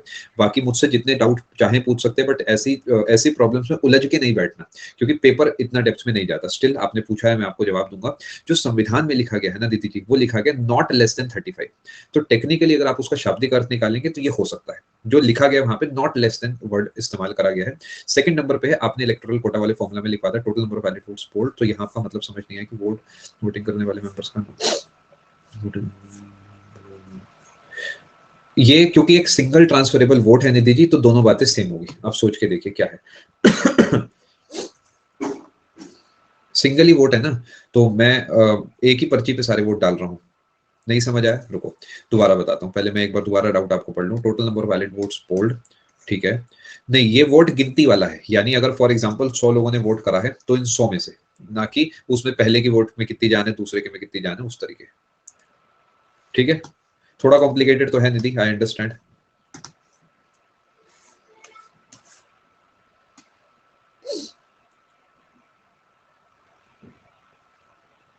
देखिए सिलेबस को कुमार जी 100% लेके जाना है ना। सिलेबस 50% में तो 120 भी आ रहे हैं तो बड़ी बात है। मतलब सिलेबस पूरा करिए, मीटर खींचिए।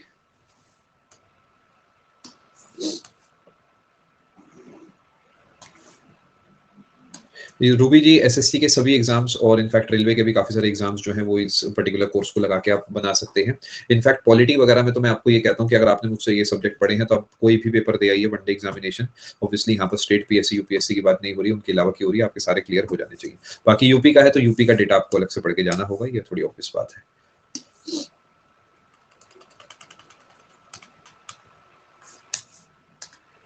रटना ही पड़ेगा हितेश, बिल्कुल सही करा। गाइड कुछ नहीं करना रक्षा जी, पढ़िए बस, इतना सही गाइडेंस है मेरी तरफ से। ज्यादा मैं लंबा नहीं खींचता चीजों को, पढ़ना है और कोई तरीका नहीं है। सुबह उठिए, रात को लेट तक जागिए, पढ़ना है।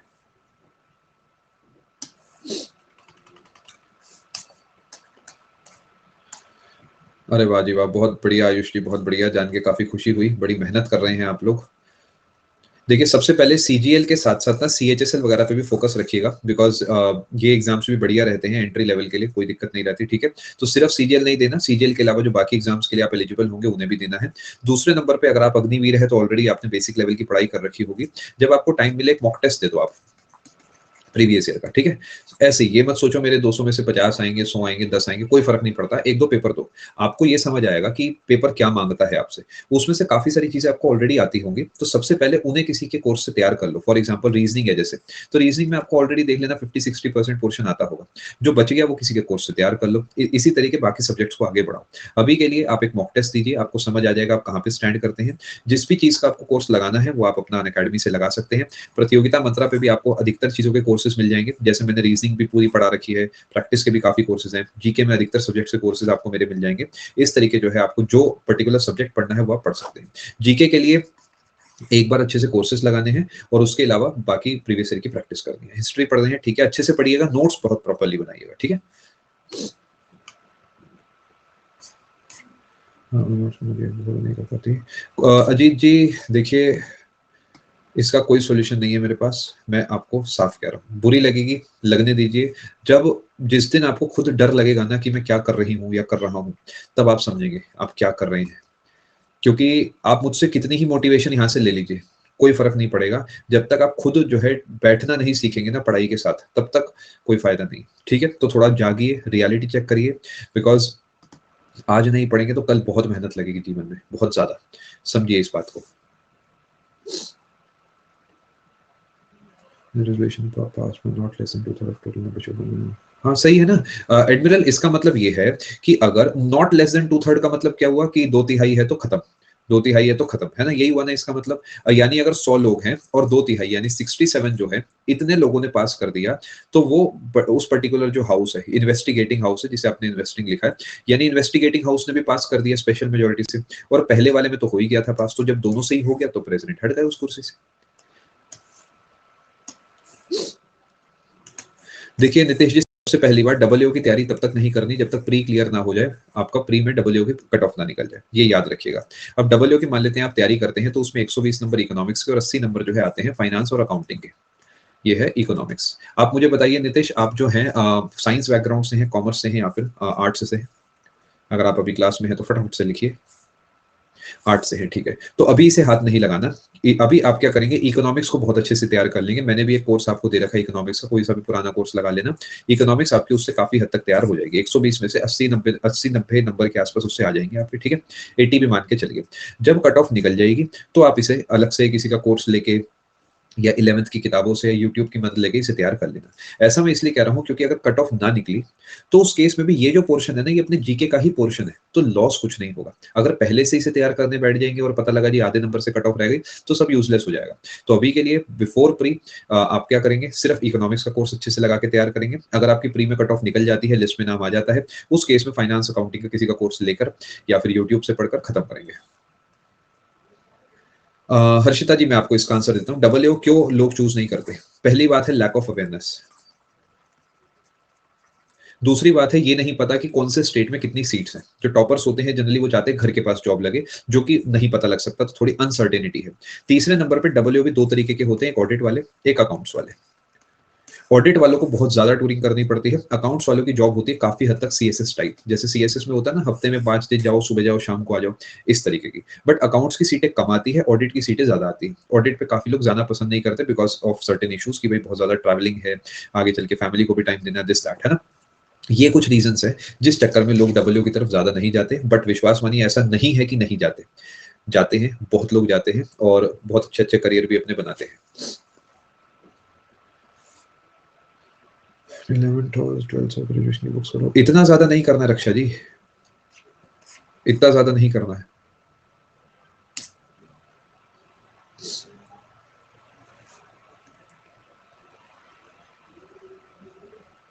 हितेश जी, मेरे हिसाब से सही फिलअप करा होगा उन्हें। मे बी देखिए होता क्या है ना कि रैंक नहीं पता होती हितेश।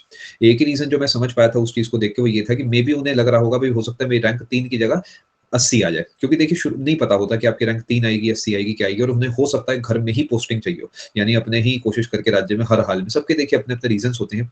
देखिए आप ऐसा नहीं मान सकते कि जो रैंक 3 है उसमें समझ नहीं है, बस उनकी प्रायोरिटीज आपसे डिफरेंट है, इतनी सी बात है। सबके अपने अपने रीजन है। कोई पहले से हो सकता है 4-5 साल से वर्किंग है, तो उन्हें पे प्रोटेक्शन तो मिल ही जाएगा, तो सैलरी तो कम होगी नहीं, है ना। खैर इतना डेप्थ में नहीं जाते, अभी काफी चीजें आप डिपार्टमेंट ज्वाइन करेंगे तब आप सीखेंगे।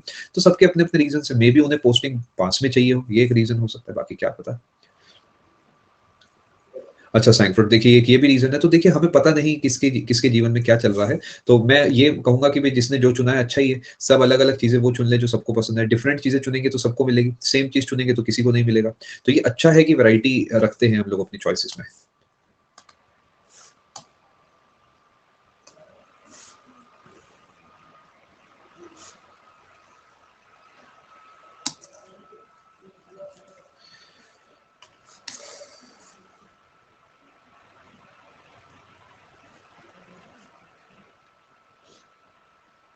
आपको अगर चूज करना है, देखिए मैं आपको बताता हूँ हर्षिता जी। जीवन में समय के साथ, उम्र के साथ और सिचुएशन के हिसाब से प्रायोरिटीज जो है चेंज होती हैं। और अगर आप मुझसे पूछेंगे तो इसका आंसर मैं आपको तब तक नहीं दे सकता हर्षिता, जब तक आप मुझे मेरा होम टाउन नहीं बताएंगे कि क्या मेरा होम टाउन दिल्ली है या दिल्ली के आसपास है या फिर दिल्ली से बहुत दूर है। अगर दिल्ली से दूर है तो मेरे लिए एमईए का कोई महत्व नहीं है, बिकॉज मेरे को बाहर जाने का हो सकता है शौक ही ना हो। मेरे को लगता है जी अपना देश इतना बढ़िया है।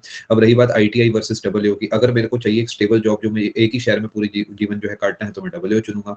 अगर मुझे ऐसी जॉब चाहिए जिसमें मुझे नाम चाहिए इंस्पेक्टर का, तो उस केस में मैं आईटीआई चुनूंगा। यानी इट डिपेंड्स। देखिए सबकी अलग अलग चॉइस है, कोई भी जॉब बेस्ट जॉब जैसा कुछ नहीं है। अब डब्ल्यू 4800 ग्रेड पे की जॉब है, वो 4600 ग्रेड पे की जॉब है, सबका अपना अपना है।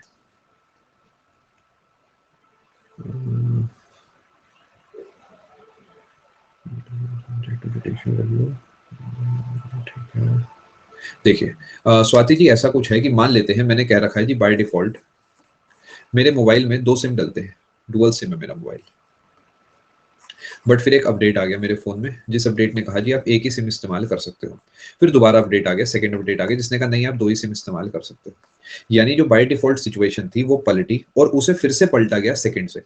यहीं पे यही कुछ हुआ कि जैसा ओरिजिनल था उससे पलटा गया बीच वाले से, और उसके बाद उसे फिर से पलट के ओरिजिनल जैसा बना दिया गया अगले वाले से। आप समझ गए? यानी पहले हेड था, फिर टेल हुआ, फिर से सिक्के को पलट के हेड बना दिया गया, यानी जैसा पहले था वैसा ही एंड में कर दिया गया।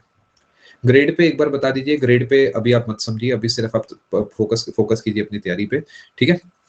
सब्जेक्ट टू का मतलब होता है कि सब्जेक्ट टू जुडिशियल रिव्यू का मतलब है कि जुडिशियल रिव्यू के अंतर्गत वो आ सकता है, यानी अब उसका जुडिशियल रिव्यू करा जा सकता है।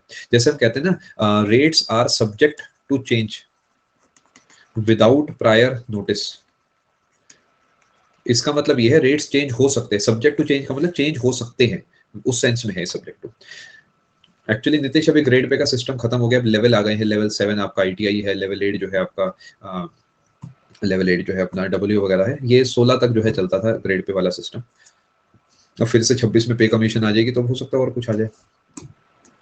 स्वाति जी, एक आर्टिकल डील करता है प्रेसिडेंट की पावर से in relation to a bill presented in parliament, दूसरा आर्टिकल डील करता है पावर ऑफ प्रेसिडेंट से in relation to a bill that is passed to him by governor. यानी एक आर्टिकल ऐसा है जो कहता है लोकसभा राज्यसभा के बिल अगर इनके पास आता है तो मैं क्या करूंगा, दूसरा आर्टिकल कहता है अगर गवर्नर ने राज्यपाल ने कोई बिल इनके पास भेजा है कंसिडरेशन के लिए तो उसका ये क्या करेंगे। दोनों में फर्क ये है कि ये जो है यूनियन के बिल में डील करता है, ये स्टेट के बिल में डील करता है।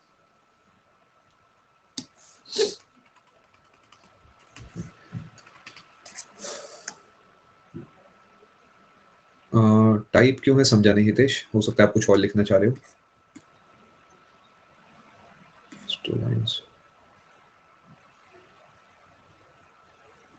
ये थोड़ा कॉम्प्लिकेटेड है। क्या है कहानी, 2007 में कहा, कभी कभार क्या होता है एक ऑर्डर आया, मान लेते हैं आज 4 जनवरी 2024 को, और कहा जी जो लोगों ने भी 2022 के बाद यानी 1/1/2022 के बाद ज्वाइन करा है उन सबको 200 रुपए दे दो, ऐਵੇਂ मान लेते हैं कैसा ऑर्डर आया। तो ऑर्डर की डेट अलग है लेकिन विद इफेक्ट फ्रॉम अलग है। तो यहां पर भी वही है कि ऑर्डर भले ही 2007 में आया लेकिन सुप्रीम कोर्ट ने कहा कि जो भी इस तारीख के बाद के मसले हैं ना, इसके बाद के मसले, शेड्यूल यहाँ पर आपने कुछ नहीं लिखा है, मिसिंग है, चेक करिए एक बार दोबारा देखिए क्लास को। Are now open to judicial review, एक बार आप इसे देखिए, इस वजह से आपको समझ नहीं आता।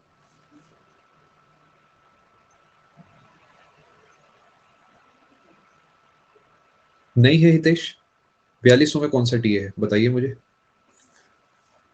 हाँ तो ये गड़बड़ है ना, एक बार आप चेक करिए प्रशांत, हो सकता है इस वजह से आपको समझ में ना आ रहा हो।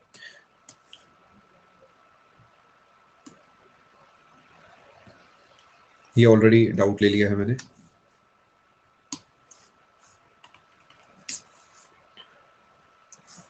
हितेश एक काम करिए, सजेशन मानिएगा, सीजीएल 2023 ऑफिशियल नोटिफिकेशन ऐसे करके लिखिए इंटरनेट पे, 2023-22 कोई भी लिखेगा, उसके अंदर सारी पोस्ट से एक बार गो थ्रू करिए, आपको काफी कुछ सीखने को मिलेगा, ये अच्छा रहता है, पढ़ेंगे तो अच्छा रहेगा।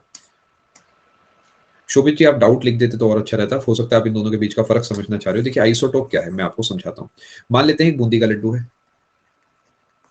बूंदी का लड्डू, एक बेसन का लड्डू है, और एक मान लेते हैं जी है मूंग की दाल का लड्डू। तो तीनों ही लड्डू हैं लेकिन मटेरियल अलग अलग है, यानी यहाँ पर बूंदी है, यहाँ पर जो है बेसन है, और यहाँ पर जो है मूंग है। ये होगा आइसोटोप, यानी भले ही तीनों लड्डू हैं लेकिन उनके अंदर की प्रॉपर्टी जो है अलग अलग है, उनके अंदर की प्रॉपर्टी अलग अलग है। फॉर एग्जाम्पल तीनों ही हाइड्रोजन है, बट एक हाइड्रोजन के अंदर एक प्रोटॉन है 0 न्यूट्रॉन है, दूसरे के अंदर एक प्रोटॉन 1 न्यूट्रॉन, तीसरे के अंदर एक प्रोटॉन 2 न्यूट्रॉन है, यानी तीनों ही हाइड्रोजन है। इनका स्ट्रक्चर ही देखने में ही अलग अलग है, जैसे कि ये लड्डू है। अब आ जाते हैं एलोट्रॉप पे, बूंदी ही है हमारे पास और उससे लड्डू बना दिया, और उससे ही हमने पेड़ा बना दिया, और उससे ही हमने मान लेते हैं प्रसाद बना दिया। तो मटेरियल वही है बट उसका स्ट्रक्चर अलग अलग है, यानी उसी बूंदी के छोटे छोटे पीस को यूज करके मान लेते हैं मैंने ऐसी शेप दे दी, और उसी को यूज करके मैंने ऐसी शेप दे दी, और उसी को यूज करके मैंने ऐसी शेप दे दी। समझ गए फर्क क्या है दोनों में। एलोट्रॉप जो है वो एक मॉलिक्यूलर लेवल पे अलग अलग, मतलब मॉलिक्यूल के स्ट्रक्चर अलग बनते हैं, आइसोटोप में एटम अलग अलग होते हैं। जैसे उसी कार्बन की बॉल को अगर मैं ऐसे करके जोड़ देता हूँ तो ग्रेफाइट बन जाएगा, और उसी में अगर मैं इस तरीके मान लेते हैं जोड़ देता हूँ तो हो सकता है कि ये मेरा जो है डायमंड बन जाए, ऐसे ही फुलरीन वगैरह बन सकती है। बाकी आप और डाउट डिटेल में लिखेंगे तो और अच्छा रहेगा।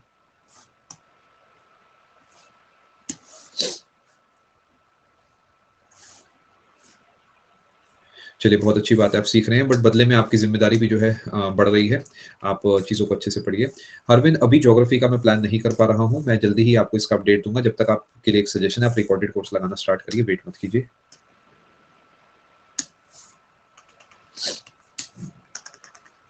ये बिल्कुल भी क्लियर नहीं है रूबी जी, अगली क्लास में इसे क्लियर भेजिएगा।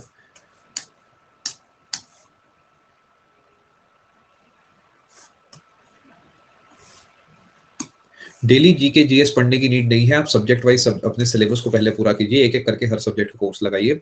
डेली जीके की प्रैक्टिस करने के लिए मुझसे आप स्पेशल क्लास में मिल सकते हैं, जनरली 8 बजे मैं वो क्लास लेता हूँ।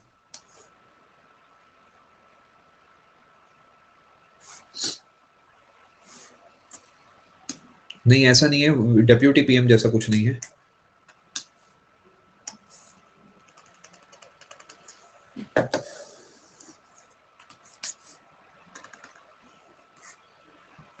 ये कौन सा एग्जाम है पूजा जी, एक बार आप मुझे बताइए।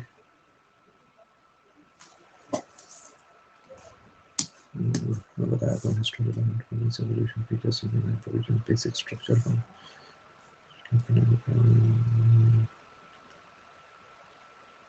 एसओ इन पूजा आगे लिखिए।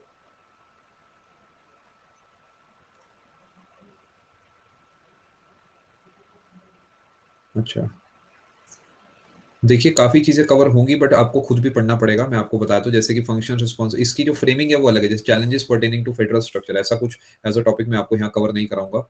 ये तो खैर सब कवर होगा। कंडक्ट ऑफ बिजनेस ज़्यादा कवर नहीं होगा, एसएससी नहीं मांगता। पोस्ट ये तो ठीक है। Structure organisation of departments of government हम कवर नहीं करते। प्रेशर ग्रुप्स कवर नहीं होगा, ये सब कवर नहीं होता। ये हम स्पेशल में कवर करते हैं but as such as a topic नहीं कवर होगा।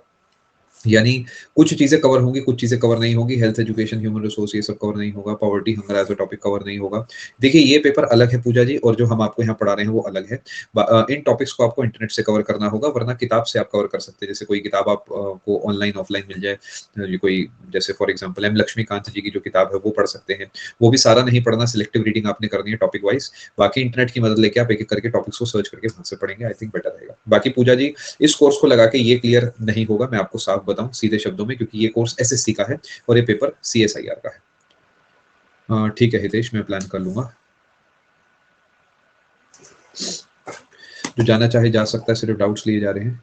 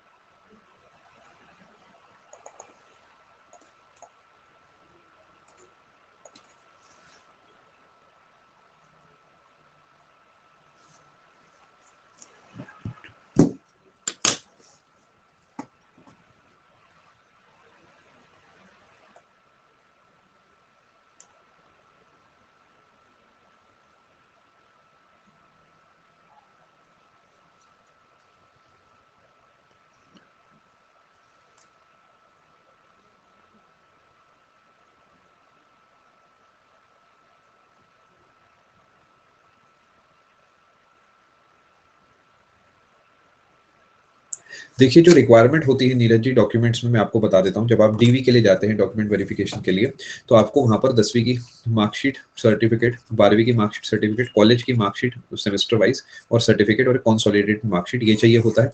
एक आधार कार्ड चाहिए होता है, और इसके अलावा एक और आईडी प्रूफ, फॉर एग्जाम्पल आप पैन मान लीजिए, डीएल मान लीजिए, ये सब चीजें चाहिए होती है। 2 या 3 फोटोज चाहिए होती है, डिपेंड करता है क्या क्या सिचुएशन है। अब इन सब पे चीजें सेम होनी चाहिए। बाकी एक सजेशन है, बिकॉज ये केस आपने जो मुझे बताया है अभी तक मैंने कहीं डील नहीं कराए वाला, तो किसी और से आप एक बार सजेशन इसका लेना चाहें तो वो ले सकते हैं। आई थिंक एफिडेविट से काम बन जाएगा।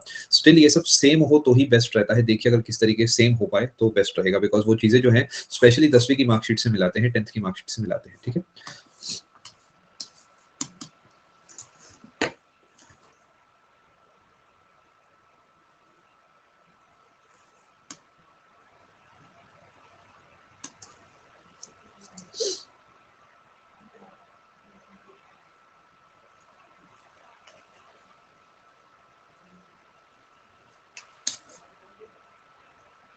हाँ, मार्कशीट पे नाम चेंज नहीं हो सकता, बिल्कुल।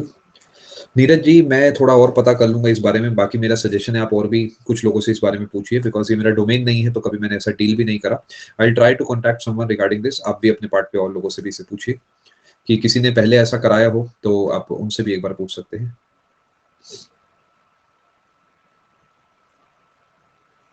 ये किसी को नहीं पता क्या आएगा नितेश जी, हम अपनी तरफ से अपना बेस्ट करके ज्यादा से ज्यादा पढ़ के जो है जा सकते हैं।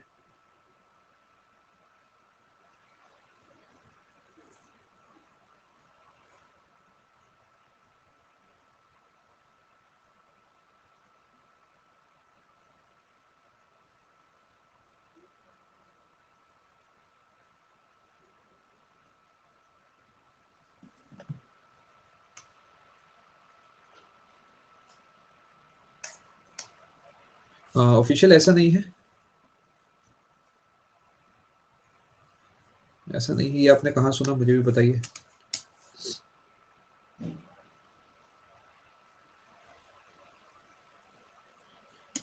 अगर वो सैलरी नहीं लेंगे तो ही नहीं लगेगा, अदरवाइज तो लगेगा। दीपा जी प्रीवियस ईयर की प्रैक्टिस करते रहिए, भर भर के काम बन जाएगा।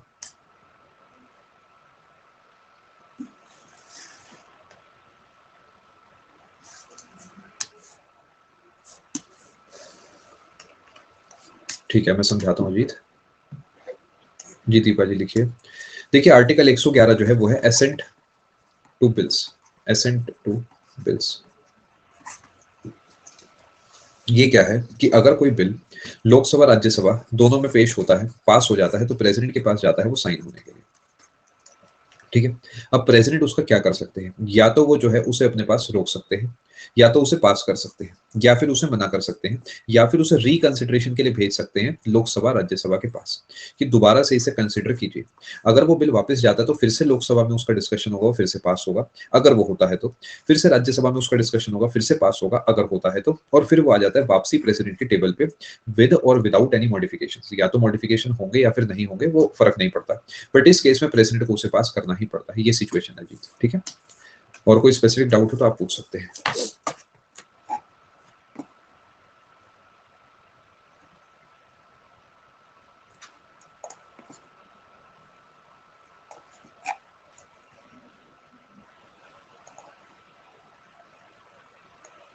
लगने दीजिए दीपा जी, समय के साथ अपने आप टाइम आपका बचने लगेगा, बाकी इतना करना तो पड़ेगा ही।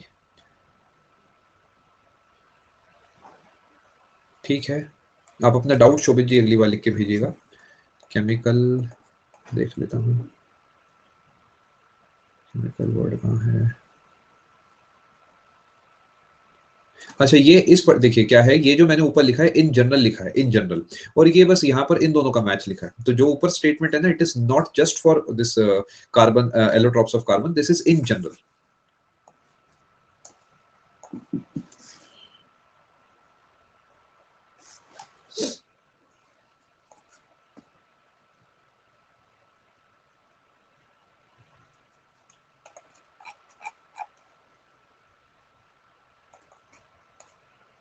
आर्टिकल 358 क्या है, देखिए आर्टिकल 358 जो है ये कहता है कि अगर स्टेट चाहे, अगर सिचुएशन क्रिएट होती है ऐसी कि फंडामेंटल राइट्स जो आर्टिकल 19 के अंदर लिखे गए हैं इन्हें कर्टेल करना पड़ता है, यानी आर्टिकल 19 के अंदर जो है इसे बंद करने के लिए आर्टिकल 358 लागू करा जा सकता है। आर्टिकल 358 सस्पेंड कर देता है आर्टिकल 19 के अंदर जो फंडामेंटल राइट्स हैं। मैं फिर से बोलता हूँ, article 358 suspends fundamental rights under article 19 of the constitution of India. ठीक है, जब तक इमरजेंसी लगी रहेगी। नहीं, article 352 deals with emergency, national emergency article 352 में लगती है, बट उसके लगने से क्या होगा, देखिए नेशनल इमरजेंसी लग गई तो क्या नेशनल इमरजेंसी लगते ही हमारा आर्टिकल 19 बंद हो गया? नहीं, हो सकता है इसकी जरूरत ही ना हो सकता है सरकार को लग रहा हो भाई इमरजेंसी लगा दो, लेकिन चलने तो कहानी। लेकिन अगर आर्टिकल 19 को खत्म करना है कुछ समय के लिए तो 358 भी लागू करना पड़ता है, ये बात है। ठीक है, 352 जो है वो नेशनल इमरजेंसी में डील करता है, 358 कहता है कि इमरजेंसी लगेगी और 19 को बंद करना है तो 358 लगा दो। यानी 358 कहता है आर्टिकल 19 को छीन लिया जाए, और 352 कहता है कि नेशनल इमरजेंसी लगाई जा सकती है और उसके प्रोविजंस। ठीक है, फॉर रिकॉर्ड बता रहा हूं कि सभी के सारे डाउट्स और रेज अ हैंड खत्म है, किसी का कोई डाउट भी नहीं बख्शा है। बचे हुए डाउट्स आप आने वाली क्लासेस में भेज सकते हैं। आप सभी का आने के लिए बहुत बहुत धन्यवाद। Thank you, good night, take care, God bless. मिलते हैं आप सभी से आने वाली क्लासेस में। बहुत बहुत धन्यवाद, थैंक यू।